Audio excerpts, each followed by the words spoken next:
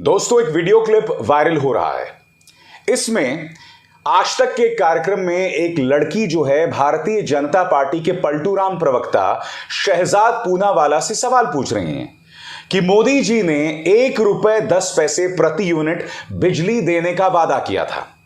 जब वो लड़की ये सवाल पूछती है तो शहजाद पूनावाला पलटकर जवाब देते हैं कि मोदी जी ने ऐसा कुछ नहीं कहा था। मगर पापा की परी यानी कि शो की एंकर जो है वो भी कहती है, हाँ, मैंने भी कभी नहीं सुना मोदी जी को ऐसी बात कहते हुए। मगर क्या ये बात सही थी?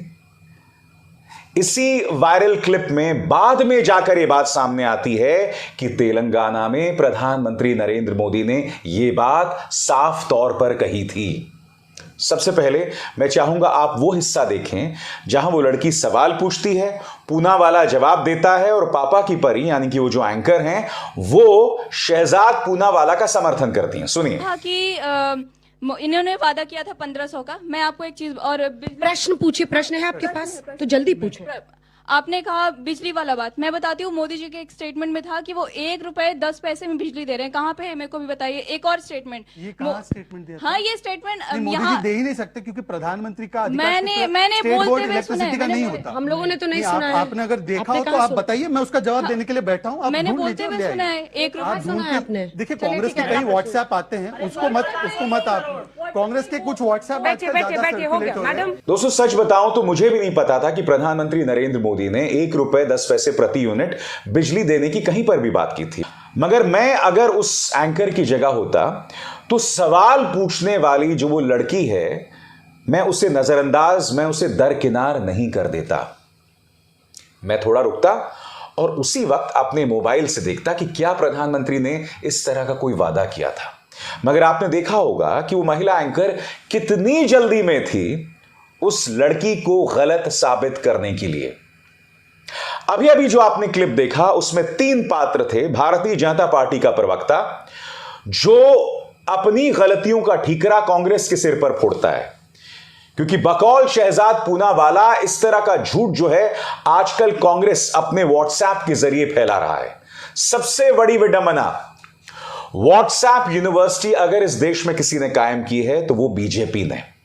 मैं आपको यह भी बतलाता हूं कि आज से कुछ दिनों पहले मैं एक भारतीय जनता पार्टी के सांसद से मिला था और प्रधानमंत्री कार्यालय में काम करने वाले हिरेन जोशी ने इसी सांसद से एक बार कहा था कि ये जो रवीश कुमार है, अभिसार शर्मा, ये मुश्किल से अपने कार्यक्रमों के जरिए महज 1 या 2 करोड़ लोगों तक पहुंचते थे, मगर हम व्हाट्सएप के जरिए 17 से 18 करोड़ लोगों तक पहुंच रहे हैं। यानी कि इनका झूठ 17 से 18 करोड़ लोगों तक पहुंच रहा है। मगर फिर से उस मुद्दे पर आते हैं, क्या प्रधानमंत्री नरेंद्र मोदी ने बात कही थी या नहीं कही थी? आइए दोस्तों, हाथ कंगन को आरसी क्या, वो जो क्लिप वायरल हो रहा है, आइए सुनते हैं कि प्रधानमंत्री ने दरअसल कहा क्या था। सुनिए। पीयूष जी मुझे बता रहे थे कि पहले अगर तेलंगाना को बिजली खरीदनी होती थी तो 1 यूनिट का करीब 11 साढ़े 11 रुपया लगता था। 1 यूनिट का 11 साढ़े 11 रुपया। भाइयों बहनों, आज भारत सरकार ने जिस प्रकार से बिजली में रिफॉर्म किए, बिजली के उत्पादन को बढ़ाया, ट्रांसमिशन लाइन में खर्चा किया, सारा संतुलित कारोबार किया, उसका परिणाम यह है कि आज कुछ समय पहले जो बिजली 1 यूनिट 11 साढ़े 11 रुपये में मिलती थी, आज अभी इसी तारीख ₹1.10 में मिलती है। तो सुना आपने, एक बार फिर सुनते हैं वो आखिरी के 5 सेकंड जहां प्रधानमंत्री नरेंद्र मोदी काम की बात कहते हैं। सुनिए उन्होंने क्या कहा था। आज अभी इसी तारीख ₹1.10 में मिलती है। मगर कार्यक्रम में आपने क्या देखा दोस्तों? कार्यक्रम में आपने देखा कि जो महिला एंकर थी, बगैर हकीकत की पड़ताल किए हुए उसने कह दिया था कि मैंने तो कहीं नहीं सुना। भाजपा का प्रवक्ता जो अब से कुछ सालों पहले तक प्रधानमंत्री नरेंद्र मोदी को पानी पी पी कर गाली देता था और फिर रहस्यमय कारणों से इसने कांग्रेस का साथ छोड़ा और बीजेपी का दामन थाम लिया और अब उनका प्रवक्ता है, वो कांग्रेस पर आरोप लगा रहा है व्हाट्सएप यूनिवर्सिटी के जरिए झूठ बोलने का। और आपने एक नहीं 2 बार मैंने आपको सुनाया कि प्रधानमंत्री ने दरअसल कहा क्या था। सारा खेल तो यही है ना। कभी कभी क्या होता है दोस्तों कि जहांगीरपुरी में बुलडोजर चलता है और फिर अचानक एक महिला पत्रकार जो है वो जमीन पर उतर आती हैं और बुलडोजर के पक्ष में बात करने लगती हैं। यही नहीं, वहां मौजूद जनता उस महिला पत्रकार को याद दिलाती है कि सुप्रीम कोर्ट का आदेश आ गया है मैडम, सुप्रीम कोर्ट ने कहा है इस पर रोक लगाई जाए, आप सुप्रीम कोर्ट के आदेश की बात तो करें। मगर वो महिला एंकर कुछ नहीं करती। मगर वो मैदान में क्यों उतरी होती है? वो मैदान में इसलिए उतरी होती है क्योंकि उसके पति का पूर्वोत्तर में ट्रांसफर कर दिया होता है और वो पूरी जद्दोजहद में लगी होती है कि मेरे पति का ट्रांसफर रुक जाए। इसीलिए वो भाजपा के एजेंडे को आगे करने के लिए वो जहांगीरपुरी में उतर जाती है। ये कल्पना नहीं है दोस्तों, ये हकीकत है, ये सच्ची कहानी है। पता लगाइए वो महिला एंकर कौन है। मगर हां, पापा की परियों ने प्रधानमंत्री नरेंद्र मोदी की सेवा आज से नहीं, कई महीनों कई सालों से की है। अभी हाल ही में प्रधानमंत्री नरेंद्र मोदी बालासोर पहुंचे हुए थे। देखिए गर्मी का कैसे हवाला ये महिला पत्रकार, ये पापा की परी दे रही हैं। सुनिए।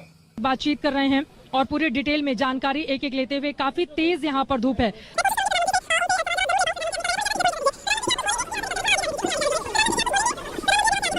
और यकीनन बहुत धूप है, बहुत ज्यादा गर्मी भी है।